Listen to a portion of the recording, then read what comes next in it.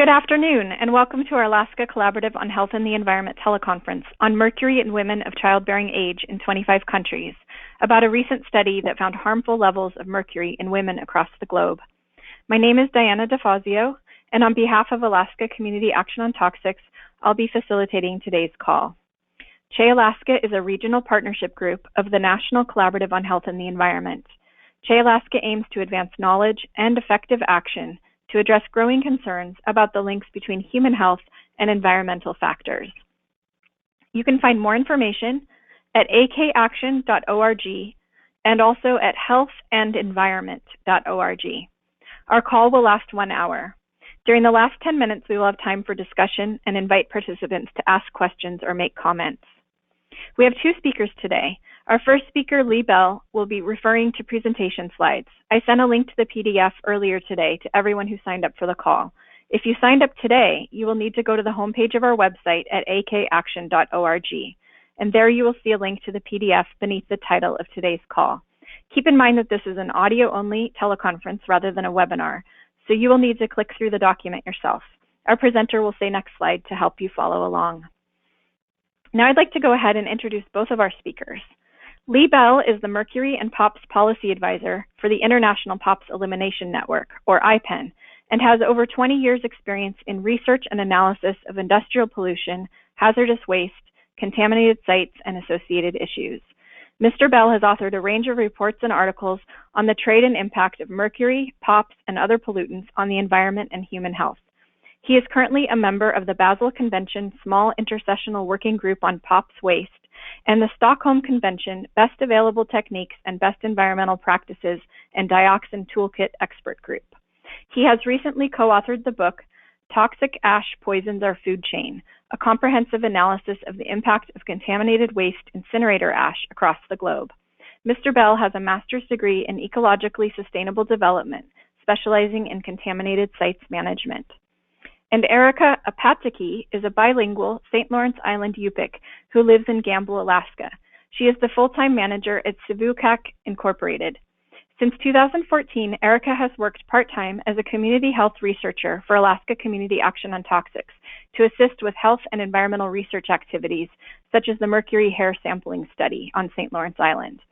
Formerly, Erika served on the Gambell City Council and 2 terms as the mayor of Gambell. Welcome to both of you. Lee, you may go ahead and begin. Thank you very much, Diana. I hope you can hear me okay at the moment. Yes, sounds great. Thank you. Okay. Good afternoon, everyone. I'd just like to thank Alaska Community Action on Toxics for inviting me to present today on mercury-related issues. As you might have noticed from the introduction, a lot of the background in my bio was around POPs-related waste and POPs issues, but equally, I've spent a lot of time working on mercury-related waste and mercury issues through the Minamata Convention on Mercury. And the studies that we've been conducting, biomonitoring studies into the levels of mercury in women of childbearing age through IPEN, is linked to the Minamata Convention on Mercury, and I'll explain exactly how that works in a moment.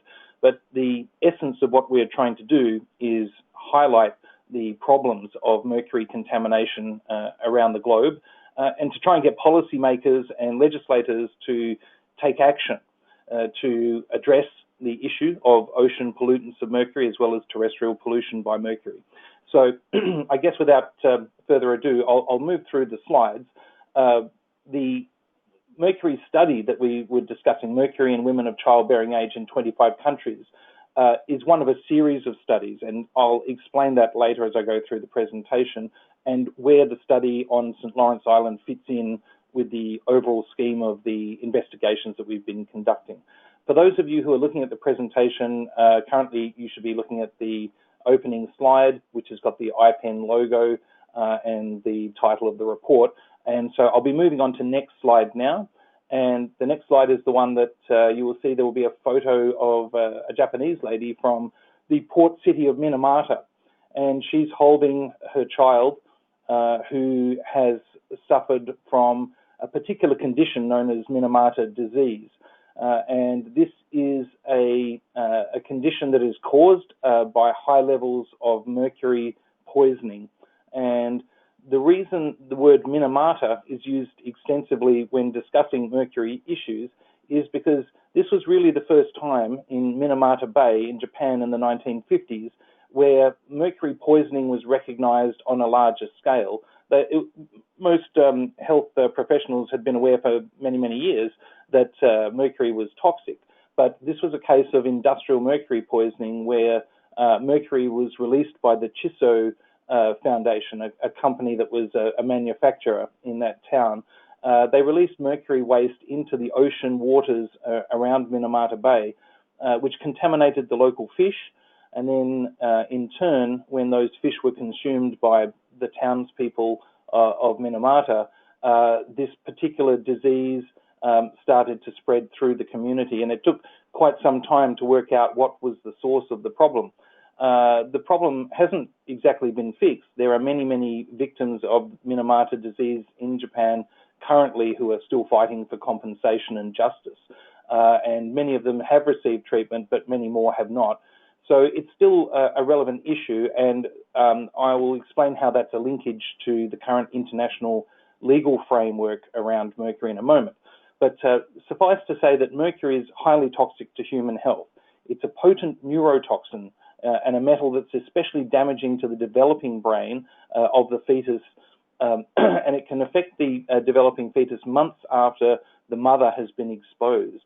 The harmful effects of mercury can pass from a mother's body to a developing fetus, and it can include damage such as neurological impairment, IQ loss, and damage to the kidneys and cardiovascular system. At very high levels of exposure to mercury, it can lead to brain damage, mental retardation, blindness, seizures, and the inability to speak. And that was what was witnessed amongst some of the Minamata disease victims. Initially, the disease was called dancing cat disease because in the town of Minamata, the local cats were eating fish from the fishing fleet that came in, and they were affected with these similar seizures and other problems. And that was one of the first, I guess, red flags or signs that there was some problem in the community. And it was only much later that the same sorts of impacts were felt amongst humans and then diagnosed by medical professionals. Next slide.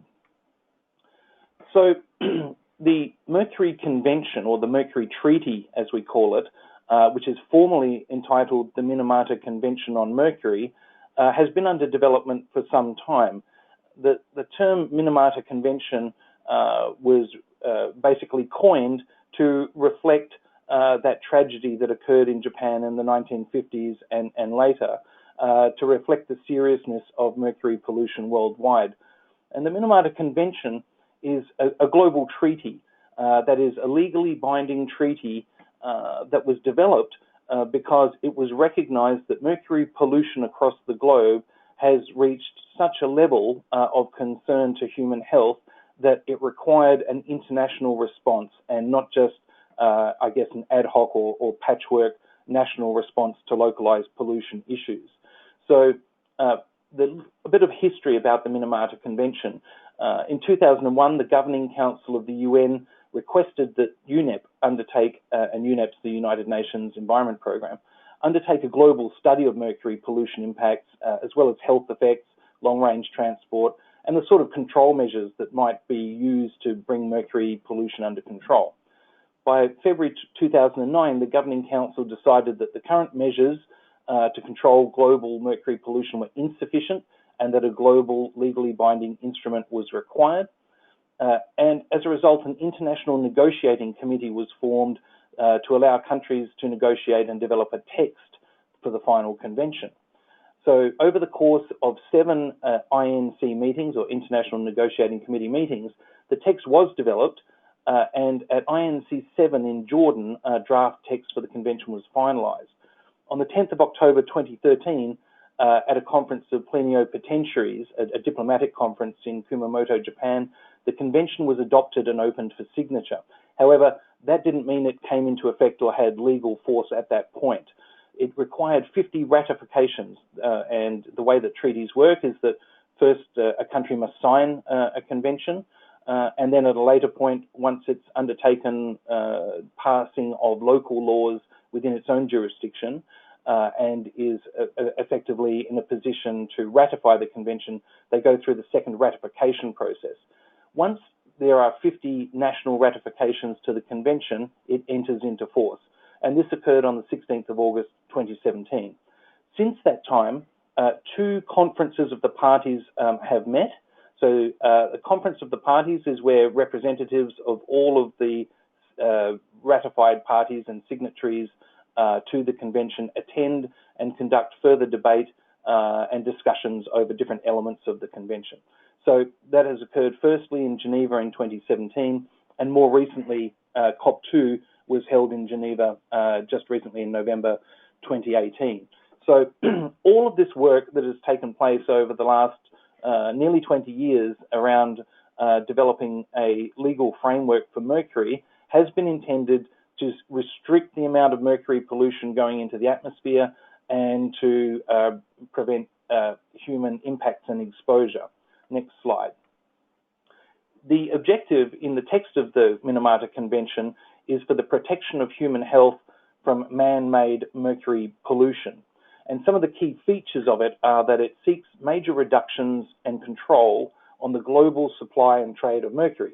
Because out there at the moment, there is a well-oiled trade machine, if you like, distributing mercury around the world for some uses that are still allowed under the convention, and for other uses and processes that will eventually be phased out over the next decade or so. So trade is alive and well in elemental mercury and mercury compounds, and I'll explain a little bit about that in a minute. As most of you will probably understand mercury as quicksilver, the elemental form of mercury, which is liquid at room temperature, but there are other compounds that are used and have other applications in industry and so on. And the form of mercury which is removed from the ground, from mines, is a material called cinnabar, which is a red-coloured ore, which when it is ground and refined and distilled becomes elemental mercury. So there are a number of materials out there that fit within the mercury compound framework, and these are addressed by the convention. So a second feature is the phase-out and substitution of mercury-added products. We have many products, household products, that contain mercury. You'll be familiar with things like temperature thermometers, but also things like compact fluorescent lighting and small batteries. Many of those contain mercury. And there are a whole range of industrial products such as switches and lighting products, mercury halide lighting and so on, that contain mercury as well. And the problem with these is not so much during their use, but when they reach the end of their useful lives, they become waste, they enter landfills, or they might be incinerated or dumped in inappropriate situations, and that contributes to mercury contamination of land and groundwater and so on. So there are also measures to eliminate the use of mercury in small-scale gold mining.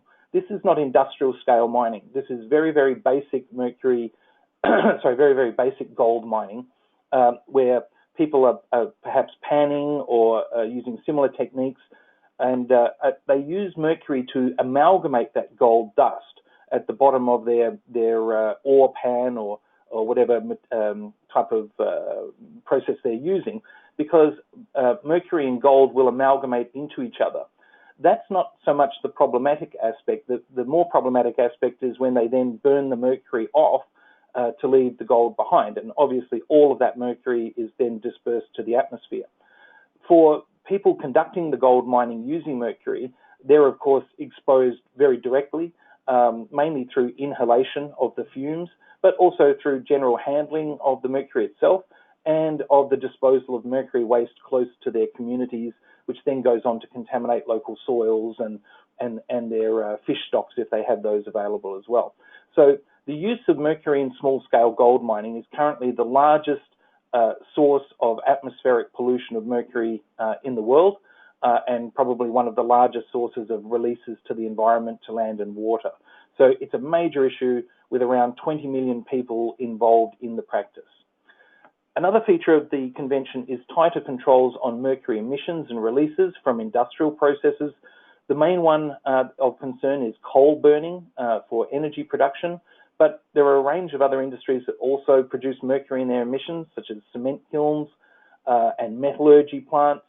Chloralkali plants, there's less and less of those currently operating using mercury, but they use vast volumes of mercury in the process where they're developing chlorine and alkali products. And they have large baths of mercury as a part of the process and large stockpiles of mercury in their storerooms. They lose a lot of mercury to the atmosphere just through the process itself and also through waste disposal methods and so on. There are substitutes available, that is to convert these plants to non-mercury methods, and that is taking place in many plants around the world. And it should also be said that for nearly all mercury-added products, there are substitutes available. So it's not as if these are things that are essential and can't be done without. There are many products that perform as well or better that can replace existing mercury-based products. The convention also bans the mining of mercury and related compounds such as cinnabar. This is called primary mercury mining. It's not recovery of mercury from tailings waste or from other sources. It's from actually having dedicated mercury mines. So mercury mining will be banned. Some countries have a little bit longer than others because of exemptions and timing factors related to the convention. But in the very short term, the banning of mercury mining will take place. The convention also seeks to provide definition and controls on mercury waste. All over the world, mercury waste is defined in dozens of different ways using dozens of different methods. And the convention is seeking to harmonise both the definition and the control measures and treatment measures for mercury waste. That's still underway. And another one is the identification of contaminated sites. Many countries have mercury contaminated sites and are seeking to identify them, but they need guidance on how to do that, and that guidance is being developed. Next slide. So I mentioned before that we had the Conference of the Parties 1 and the Conference of the Parties 2, and this is just a very brief summary before I move on to the biomonitoring section on what the outcomes of COP2 actually were. This took place recently in Geneva in November. And this was largely a technical meeting. They weren't debating the text of the convention. That's already been resolved. They were mainly talking about finance issues and about technical issues. And so there was a lot of debate about establishing or reorganising expert groups that have been commissioned to develop guidance on mercury waste thresholds. And that's the point at which a substance is contaminated enough with mercury that it's deemed to be mercury waste. There's expert groups established to develop contaminated sites guidance. There's also an effectiveness evaluation framework that is being discussed through an expert group. This is a harmonised framework for the development for air, soil and water sampling, as well as for biomonitoring. And this is why IPEN has been involved in biomonitoring for quite some time. Firstly, to raise issues about and highlight the fact that there is mercury pollution in many areas around the world that don't have data. The second is effectiveness evaluation. And what this really means is that when you establish a treaty like the Mercury Treaty or the Minamata Convention, you have to measure whether it's working or not after a period of time. And by conducting biomonitoring, not just of humans, but of other biota, as well as doing air and soil and water sampling around the world at representative sites, you can see whether those levels are static or rising or dropping over time. And that gives you some indication about whether the measures of the convention have been effective in reducing mercury pollution at a global scale. They also discussed mercury releases. It's a bit of a controversial issue because there were proposals to basically defer development of any guidance on releases of mercury to water and soil for what would have been around about 4 or 5 years, which is a very long time. So decisions were made initially to develop a guidance on how to put together inventories of mercury releases so that national governments can document where their releases are occurring, and then later on to develop guidance on how to reduce those releases. But essentially that was all about reducing the time frame for the development of guidance, which was relatively successful. And finally, just on some of the funding issues, there is a funding mechanism called the Specific International Program, which provides funding for mercury pollution reduction, technology transfer and capacity building, which has now been established, but it's only for parties to the convention. So if you're not a party, if you haven't signed and ratified the convention, you can't access those funds. But for many countries around the world, they can now access funds and commit to projects which will reduce pollution. Next slide. The key sources, as I mentioned before, for global mercury pollution are ASGM, which is artisanal small-scale gold mining, and coal burning.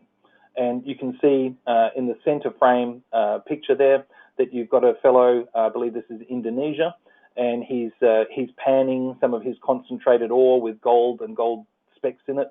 And he then returns that material into those metal drums that you can see in front of him, which are called ball mills.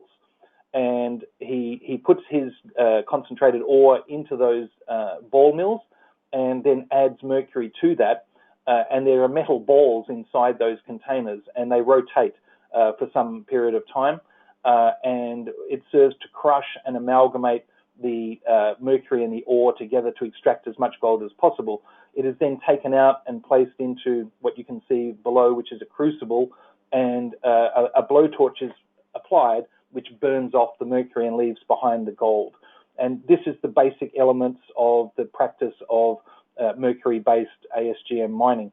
This may not be relevant to Alaska, but it is certainly a major problem in Africa, Southeast Asia, and Latin America at the moment. And as you can see to the graph on the right, which is taken from the UNEP Global Mercury Assessment for 2013, ASGM is right up there at the top with over 700 metric tons of mercury emissions per year, followed by coal combustion, metallurgy, cement production, and then a range of other sources as well. So these are the key issues that are targeted by the convention: methods to reduce and eliminate mercury in coal combustion and ASGM, and some of those other key sources there. Next slide. In 2010, this map was produced, which showed the global distribution of mercury emissions to air due to human activity. And it shows particularly heavy emissions from the coal-fired power plant activities concentrated in Southeast Asia, India, and China. So those areas that are coloured orange or red are the areas that are essentially generating most of the emissions from this particular source in terms of mercury emissions to air. In Africa, you can see probably what is more related to ASGM mining, the darker oranges and reds there, and in Latin America, very much the same, the gold mining activity generating these types of fumes. One of the things that was of great concern at COP2 that we became aware of was new data being released that showed that global mercury emissions have surged 20% in the last 5 years. And that is a massive increase in global atmospheric mercury. And the problem with atmospheric mercury is that it's able to enter the oceans and convert into different and more dangerous forms. And I'll explain that in a moment. But I think what's clear here is that the measures in the Mercury Treaty and the Minamata Convention have not yet begun to bite. The implementation of the treaty is in its early days. And what we're not seeing is a reduction or even a static measurement of the global emissions, but a significant increase. So what it really suggests is that we need to move much faster through the treaty processes and at national levels to implement legislation to basically ban mercury in virtually all uses and processes and products. Next slide. Global mercury pollution cycles are what becomes quite relevant to biomonitoring. When you have coal-fired power plants, as you can see in the photo here, they have their emissions. Mercury emissions are effectively invisible. They enter the atmosphere, they travel very long distances, and they fall out into the ocean as well as onto the land. When they fall out into the ocean, it's in its, if you like, in its metallic mercury form, in small particles and in gaseous vapor form. And when it drops out through precipitation and other methods and reaches the water, it undergoes a transformation. So mercury changes as a result of bacterial activity, which effectively methylates it. So elemental mercury is converted to methyl mercury, and that methyl mercury is readily absorbed by sea creatures and particularly fish. It then biomagnifies through the food chain. So as larger fish eat smaller fish, they get a bigger and bigger and bigger dose. So larger, older fish, generally, particularly predatory fish, rather than perhaps reef fish and so on, have very, if you like, concentrated levels of mercury in them. And then when we catch those fish as humans and consume them, we take on their mercury body burden. And so as effectively a top predator ourselves, we are at the end of that chain of bioaccumulation and biomagnification of mercury. And when we conduct our sampling programs, our biomonitoring programs, that's what we're looking at, the levels of mercury in people's hair, in women's hair, and that gives us an indication of their body burden, which we can then check against, if you like, allowable or safe guidelines for mercury levels in humans. And there are subsets for women of childbearing age and so on. Next slide. So IPEN has been engaged in this biomonitoring activity now for some time, and we've produced a range of reports. This is not all of them, but these are most of the major ones. And all of these are available on the IPEN website at ipen.org under the Mercury section. So for people interested in reviewing the details of those, that's available to them. The centre report cover that you can see is the one we're discussing today, Mercury in women of childbearing age in 25 countries. This included sampling on St. Lawrence Island. We also carried over and included that data in the last report to the right, which is the mercury threat to women and children across 3 oceans. That was a targeted study into small island states and countries, which was focusing really on countries who are dependent on fish as one of their key protein sources because of their remoteness and their proximity to food supplies and so on. But in terms of the 25 countries report in the centre, we looked at quite a big range of different scenarios, including some hotspots, some not hotspots. And what we found was that areas such as Pacific Islands were very, very high in terms of the levels of mercury in women in those areas, which led us to conclude that small island developing states might be more vulnerable to mercury pollution because of their reliance on fish. And that's what generated the last report in the series, which focused in more on that. So you can read either of those reports to have a look at the Alaskan section and see what's relevant in there. The mercury in women of childbearing age in 25 countries also focused on small-scale gold mining. So you'll see a lot of information in there from Indonesia and from Africa about the small-scale gold mining and the health impacts on people who are living in those areas. And effectively, the levels that we found were very high, both in Pacific Island countries and amongst the ASGM or gold mining locations that we investigated. Sorry, next slide. A secondary issue about why mercury pollution is relevant to Alaska. And one of the processes, I mentioned before, the methylation process, that bacteria convert mercury into this more bioavailable form and more toxic form that's easily absorbed by biota and by humans. Well, the way that it actually reaches areas such as Alaska in the northern latitudes is by this effect known as the grasshopper effect or global distillation, where the warm air masses around the equator keep the mercury in if you like, a gaseous form and allow it to circulate to the colder regions in the north, where it effectively condenses in those polar regions and drops out. So before it actually enters the ocean, it's already concentrating in those northern latitudes. And for those of you who are familiar with persistent organic pollutants, the same processes occur. The hot equatorial air causes the pollution effectively to rise to those northern latitudes, and then the cooling air in those northern latitudes causes it to drop out and create perhaps an imbalanced or a higher concentration effect in those northern areas. So you've got two processes at work bringing mercury pollution to Alaska. One is the conversion of elemental mercury through bacteria to methyl mercury, and the second process is global distillation, which is carrying more mercury there than would otherwise be the case.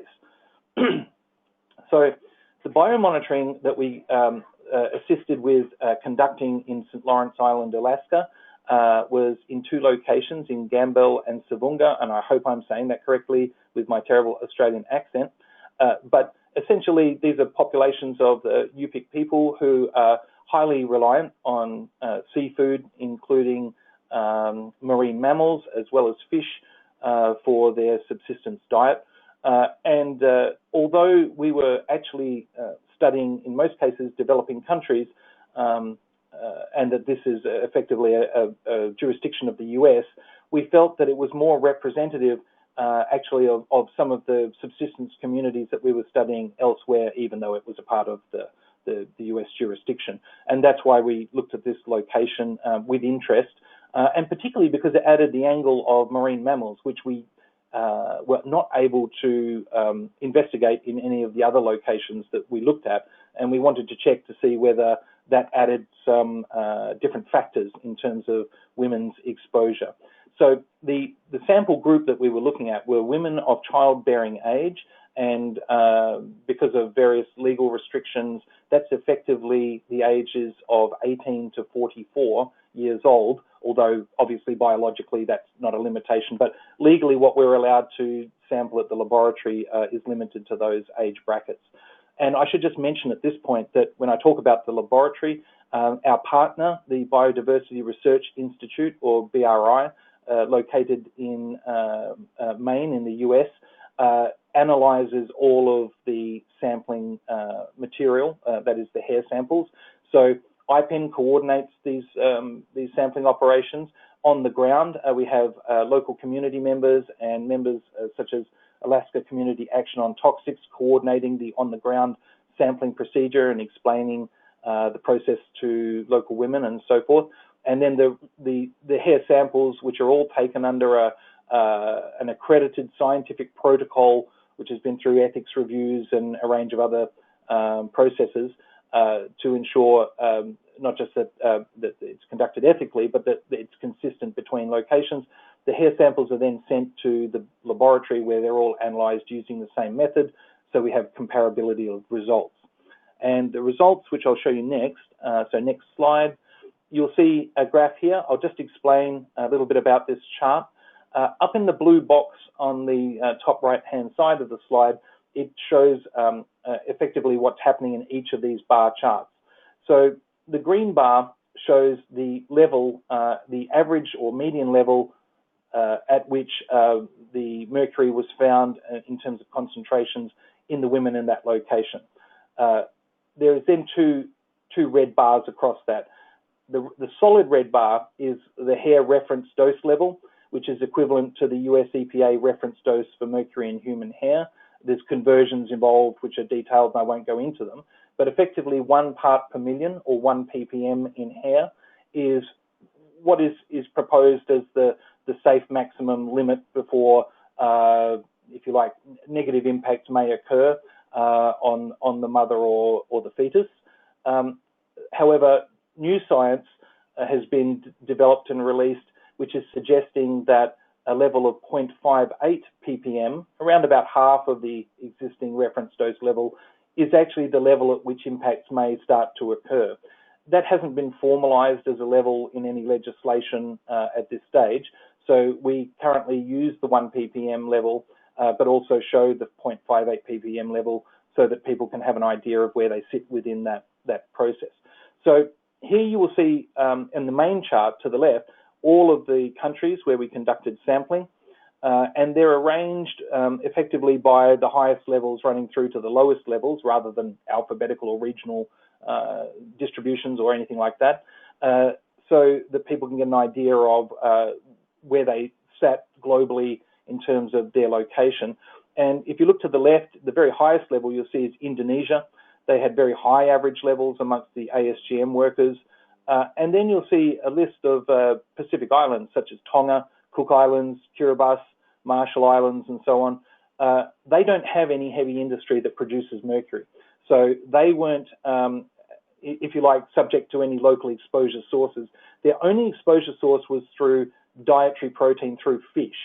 And I should say the second part of our biomonitoring program is not just to take a hair sample, but we also have a comprehensive survey that we use for every participant, where we effectively analyse their diet, particularly in terms of fish, for the last 2 or 3 weeks of their diet. So what we're looking at here is not a representation of that this is what happens in every person in every country where the sample was taken. Rather, it's a snapshot of 30 or so women and their diet for the last 3 weeks. So it's an indicator rather than a population statistical level analysis. And what we do find is that the greater frequency that women eat fish of larger sizes, the higher the level of mercury. So the lower the frequency at which they eat fish or which they eat larger fish, the lower their levels of mercury. If you look to the very right of the chart, you'll see Tajikistan and Hungary, who barely registered in terms of mercury levels. And that's because within the questionnaires that we conducted, they really don't like to eat much fish. So they had very low fish diets. And even though they had some industrial pollution sources nearby, their levels were still very, very low compared to other sites. So Alaska sits here around about the middle of the range in terms of the mercury levels. So the average mercury level amongst the women who participated was below the 1 ppm level, but slightly above the 0.58 ppm level. So it's not a crisis for those women. There were some women who are above the 1 ppm level, but again, it just has to be borne in mind that this is a reflection of their diet for the last 3 or 4 weeks. So they can change that diet to some extent. For some people, that's harder than others. And for subsistence populations, it's very difficult because they have very limited access to other food. But you can change the age or the size of the fish you eat and so on, and perhaps eat smaller fish and younger fish, and that reduces the mercury intake considerably. So as you can see, the levels there are not anywhere near some of the problematic levels we saw in the Pacific Islands and gold mining areas, but there's still a flag for concern. And I'll just move on to the next slide. In the next slide, I'm just comparing here some of the average data levels and percentages of Alaska to some of the higher levels we saw in Thailand and Tonga. Thailand had a very heavily industrialized area near a lagoon where women ate a lot of the fish. So we were getting very high levels there. But you can see, particularly the percentage of women who participated that were greater than 1 ppm. In Alaska, the levels were similar to in the Ukraine. And again, the mean concentration we found in the hair was similar to that Eastern European location and was not in the very upper levels that we saw. And again, the highest levels that we found were again similar to that Eastern European location. So we had to do some analysis of the diet to see what all of this meant. And I'm just conscious of the time, so I'm moving towards the end of the presentation shortly. So just having a quick look at this, what were women eating in St. Lawrence Island? And amongst the surveys, there was a lot of seal that was eaten. There was a lot of walrus, and particularly dried walrus meat that was eaten, and blubber, and whale meat and blubber as well. Because of the time at which the sampling took place, salmon did not, and halibut did not rate high on the scoring, because most of the women said they ate that more during the summer months than perhaps when the samples were taken during the winter months. So it only reflected a snapshot in time, and the dietary levels and the levels of mercury in those women may well vary if they're eating more of the fish and less of the walrus at different times. But what this chart is really showing you is the levels of mercury. This is from BRI. These are the levels of mercury that you're seeing amongst seals and walrus in different locations. And what we see is that walrus have relatively low levels of mercury, and that is because they don't have the same diet as seals. Seals eat fish, and so they bioaccumulate mercury readily. Walruses tend to eat crustacea and other sea beasties that have low mercury levels. So if women in St. Lawrence Island are eating a lot of walrus, they're not getting a lot of mercury through that particular exposure pathway. Whereas if they're eating a lot of seal, they may be having much higher mercury intake. So it's one of those things where it depends a little bit on what the factors are within the diet, within the local community, and at different times of the year. So there's some seasonality. The next slide I'm looking at just looked at some of the age-related issues. Now, we didn't balance the sampling group according to age. So what we found was we had a lot of women in the 18 to 25 group, and then progressively less as you got to the older group of 41 to 44 years old. But when we looked at the trends amongst that in terms of the levels of mercury in women by age, comparing to those same age brackets, what we found is that the mercury, there was a tendency for it to rise over time. So the older that women were, the more mercury they may have because they've been consuming seafood and marine mammals longer, and they may have a higher exposure. But this is not as strong as it could be, and as you can see, there's a dip there for the 36 to 40-year-old age group. So it's a relatively small sample. So this is not statistically hard and fast, but it was just looked at to give us an idea of what might be happening over time. With a larger group and a more balanced age group, we might have been able to make more positive correlations between age and consumption. But this is what we were able to do with what we had. So just heading into the last slide, the conclusions around the biomonitoring we had from St. Lawrence Island is that diet and age can be key factors in mercury accumulation, and that the frequency of consumption of seal meat seemed to be a significant factor in terms of those who had the highest levels and the questionnaire data about what they ate. Those who ate a lot more walrus than anything else were less likely to accumulate mercury. It appears that sockeye salmon, which was consumed by some of the women, is not heavily contaminated compared to other fish groups, and that data on halibut is limited, but the larger fish over 40 pounds will have higher accumulation levels of mercury than the younger fish. And also that there needs to be consideration of the combined POPs and mercury contamination as an issue, because this is an analysis of mercury on its own. There's been lots of studies up in that location around POPs as well, and the cumulative and synergistic effects of those on individuals needs to be taken into account and not just looked at in isolation. And so that's it for now. Thank you very much for your attention. Thank you again very much, Lee. And just as a reminder to everyone, we'll have an opportunity for questions in a few minutes. Now I'd like to invite Erika to offer her statement. So Erika, if you could unmute your line. Thank you, Diana. Thank you. I can hear you just fine. Good afternoon, everyone. My name is Erika Apatiki.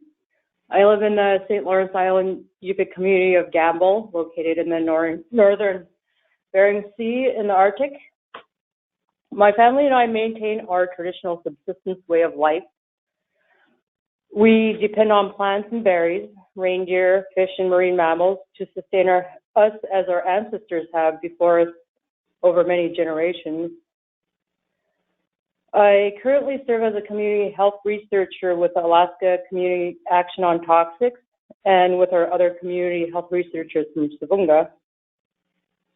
In 2016, we collected hair samples of over 30 women from both communities on our island. I personally participated in the study and contributed a hair sample. From the study, I learned that my mercury level was 1.904 parts per billion, which is almost twice the US EPA health advisory threshold.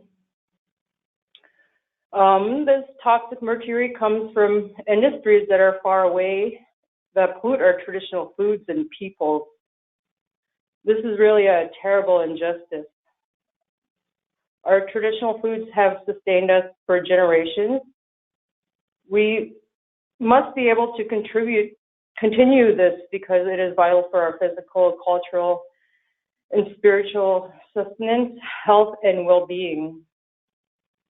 We are part of IPEN, and our Global Indigenous Peoples Caucus has been instrumental in banning other toxic chemicals through the Stockholm Convention on Persistent Organic Pollutants. Indigenous people bear a burden that we did not create. POPs reach us from global sources. We do not have the capacity to deal with this on our own.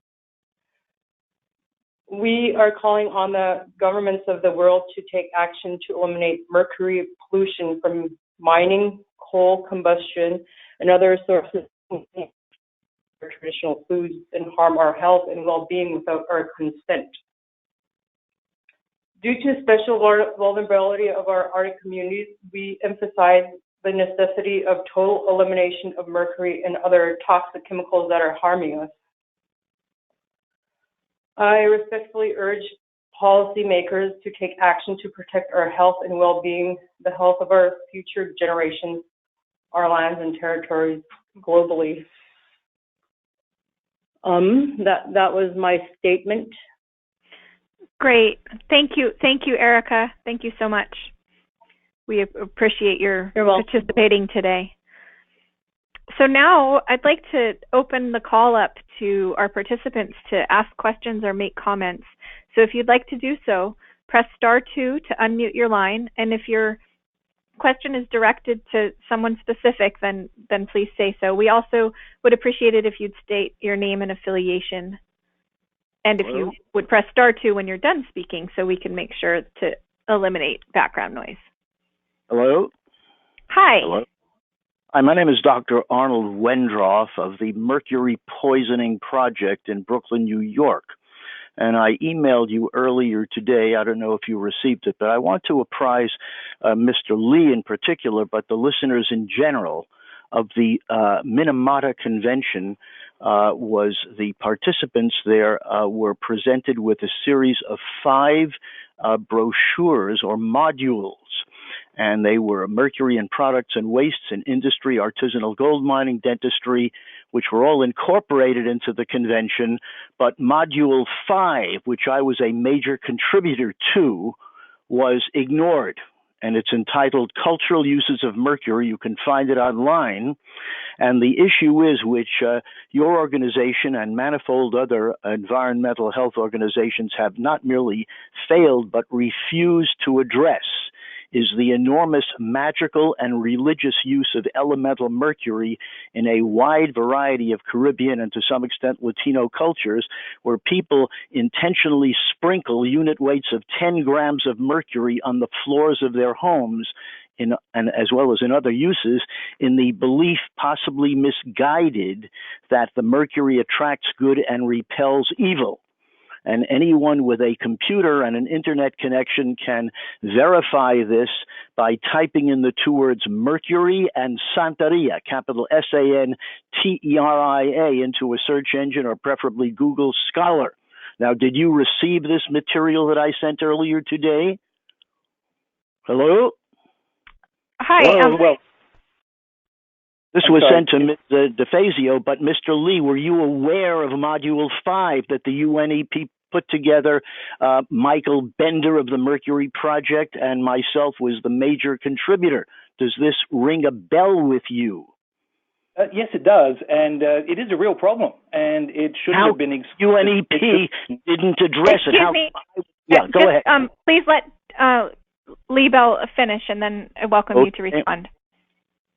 So yes, of course, it's a real problem and a real health issue, but certainly it's not the only area of mercury use that was excluded from the convention. There's the massive amount of mercury that arises from the petrol, oil and gas industry as well, which was excluded from the negotiations and which needs to be addressed. But of course, this is a major factor. It's direct exposure of people in their homes and presumably in their religious buildings, wherever this activity takes place. And I certainly wouldn't diminish its seriousness. I believe it's actually a very serious issue that must be addressed. But the negotiating process is conducted by parties, and my understanding was their view was that it relates in some way to religious freedoms to be able to to conduct that activity. I'm not sure I would agree with that, but nonetheless, it's a serious issue. And Arnold, just so you know, Lee Bell is in Australia, so it was 8 a.m. when we began this call. So I did forward the email to him, but it would have arrived in the middle of the night. I sent it primarily to you, because I think that CHE and all of the other pediatric environmental health outlets here in the United States, given the enormity of the documentation, ought to be addressing this issue. It's been totally ignored because of the political ramifications of it. So I think that your listeners, I don't know how many there are, ought to go and type in Mercury and Santeria and see what you get, and maybe act rather than passively ignore the issue. The emanations, the mercury in petroleum and coal, etc., which Lee mentioned, they were probably included in mercury and industry. But here we have a module specifically produced for UNEP. There it was, and it was totally ignored. I rest my case. Okay, thank you, Arnold. Thank you. And I'd like to invite, so if you could go ahead and mute your line again, that would be much appreciated. Okay. Yeah. I'd like to invite anyone else now who would like to ask a question or make a comment. Particularly, it's a great opportunity to discuss the results on St. Lawrence Island. So if we have some Alaskans on the line that would like to chime in, we'd love to hear from you.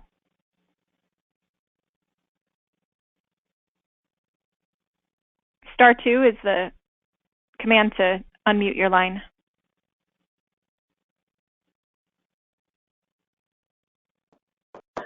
Hello, this is Patty in Anchorage, and I would like to hear more about, in light of the fact that over the last 5 years we've actually had an increase in mercury emissions rather than a hoped-for decrease as this treaty comes into effect. I'd like to hear more about what steps are being taken to hurry up the decrease so that we can start to see some improved health or decrease in adverse health as a result of mercury contamination. Yes, a very good question, and I share your concern. We're seeing these rapidly rising levels that are being driven by two factors, by the small-scale gold trade, and basically all of the mercury that goes into small-scale gold trade is being released into the environment one way or another. The second one, of course, is coal-fired power plants, and there's just more and more of these plants being built all the time. And I have to say, the Mercury Treaty has many holes in it, many weaknesses, and the previous caller mentioned one of them related to religious use of mercury. The other one is the exclusion of mercury generated from the oil and gas industry, which is globally is very large, but they're very secretive about how much there is.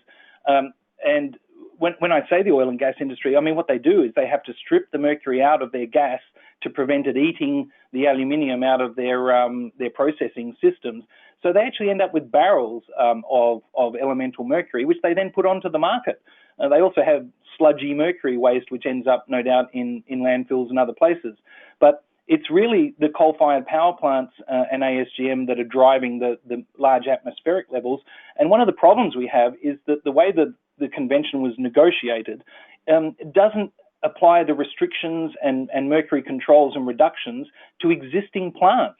And in some cases, not even to new plants for a certain period of time. And so we end up with several thousand coal-fired power plants around the world, which are not going to be affected by I guess, the best available technique, laws and controls that are being passed by the convention. So that's a really, really significant weakness in the way that the convention has been structured. I mean, the obvious solution to that is to start to shut down coal-fired power plants and use renewable energy sources. And then you don't have to worry about the coal-fired emissions. And you've probably also seen recently, without wanting to get too much into global politics, but the US winding back of the US controls on coal-fired power plants and their mercury emissions. So while we see one thing happening at the convention in terms of positive approaches, I guess, in terms of the text of the convention, there is not a lot of real action happening on the ground that's showing up in terms of the evidence at the moment that's reducing these pollution levels. My view is we need to reduce all of the time spans involved, and they need to be, so the implementation needs to be far more rapid. And all of the sort of 5-year exemptions for this country and for that circumstance and so on need to be shut down. And everyone should be abiding by the rules, and the rules should be implemented far quicker and with legal effect. And one of the things we don't know at this stage is whether countries who are signed on to the convention, if they don't comply, what are the consequences? We haven't seen, if you like, the compliance committee established and the rules of what the penalties might be for non-compliance with the different aspects of the treaty. So one of the questions is this too little too late? Has the Mercury Treaty failed to deliver? Time will tell, but seeing a 20% increase in emissions over the last 5 years or so is a very, very worrying sign. Thank you, Lee. I think we have time for one more question or comment, if there's anyone else out there who would like to participate. Hi. Hi. Hello. Hi, my name is Lynn Patrick. I have a comment and then a question, or perhaps I should ask the question first. The proposed level that's in your paper, Lee, of 0.58 parts per million in hair, is that something that we as healthcare providers can actually use as a level of potential fetal impairment in pregnant women? So just to answer that one, the studies, I can provide the references from that. The author, Grandjean, has done a lot of work on mercury level. You'd be familiar with Grandjean. And this is the level that he and other researchers, having reviewed the US EPA standards and the data that was used to generate the 1 ppm level, when they reviewed the data, their view was that 0.58 ppm is the level at which negative impacts begin to occur. And they are proposing that that should be the new level. There is no jurisdiction that I'm aware of at the moment that has adopted that level. Yeah, but you feel, this is just kind of a, I'm not going to hold you to this, but you feel like Philippe Grandjean's data is sufficient for us to be able to actually refer to that level as the level of protection, specifically in women of childbearing age? Yes, I do believe that it's solid data, and he explains why in a series of papers why the 1 part per million level is not redundant, but what was not taken into account, because that level is essentially based on data from 15 or 20 years ago. And more recent analysis has shown that that there's more sensitivity in the developing fetus to lower levels. Right. We know that from blood. Same thing with blood. We use lower blood levels in women of childbearing age. And then finally, just a quick comment. You mentioned the mercury contamination because it's used in the chlor-alkali processing industry. We published some data back in 2009 where we actually sent in a kilo of high fructose corn syrup to NIST, the National Institute for Standards and I think Technology. It's in Washington, D.C. It's the kind of regulatory body that does weights and measures, and we found appreciable levels of inorganic mercury contaminating the high fructose corn syrup. And there are still, and we published that data, there are still 3 plants in the United States. That process is outlawed in the EU, but there's still 3 plants in the United States that use inorganic mercury to process chlor-alkali. And one of the products from that production system is high fructose corn syrup, which is used in food. And there's no regulation that I know of or process that actually assays the high fructose corn syrup for mercury. And so it ends up in the food supply. We then went and did a market basket survey and found mercury in food products like, flavored oatmeal that actually contained demonstrable levels of mercury due to, we believe, the high fructose corn syrup in that product. So there are other food products that come from chlor-alkali manufacturing, but I guess my question to my comment is there a movement to outlaw this process of chlor-alkali manufacturing or chlor-alkali processing that would remove mercury from the process? Yes, there is, and there's time limits under the convention to phase out chlor-alkali plants. And the thing that I find, it's a dinosaur industry using mercury and chlor-alkali when membrane technology to replace it has been available for a long, long time. And most countries have replaced their chlor-alkali mercury-based plants a long time ago. Apart from the kind of direct and localized pollution issues I mentioned, there are these subsidiary issues that you've raised as well, which are completely avoidable by a replacement of these facilities. So yes, under the convention, there is a time frame to shut down all of the old chlor-alkali plants, and it varies between countries depending on when they signed on and various exemptions and so on. But there is a process underway. Thank you, Lynn, and thank you, Lee. We are out of time. Lee and Erika want to give you both an opportunity to say any last concluding remarks if you'd like to. I'd just like to say one thing about Erika's previous statement, which is very important. I believe all of her statement was very important, but I just wanted to point out that in a lot of the cases, particularly in small island developing states and St. Lawrence Island that we looked at, that there is no localized mercury pollution industry. There are no coal-fired power plants. There is no economic benefit to those local populations from the polluting processes that are taking place many, many, many, many miles away. So apart from just the scientific and pollution levels involved, there's a great injustice occurring, an environmental injustice for people who are living on islands, receiving none of the benefits of these industries. Other countries are receiving benefits from these industries, economic development and incomes and so on, but none of these countries are receiving those benefits, but they're receiving all of the pollution. And you can, the parallel between global warming and coal-fired power plants causing Pacific islands to become flooded and as well as poisoning their fish shows just how imbalanced the system has become. And the injustice done to Indigenous people in this respect, I think, is a paramount issue that isn't being recognised or reflected perhaps in the way that the treaty is operating or in the way that people are viewing these pollution issues around the world. But otherwise, I'd just like to say very big thanks to ACAT for inviting me to present, and it was great to have you all participating. Thanks very much. And thank you so much for working with us to find a time that could work. And it's hard with the distance between Alaska and Australia.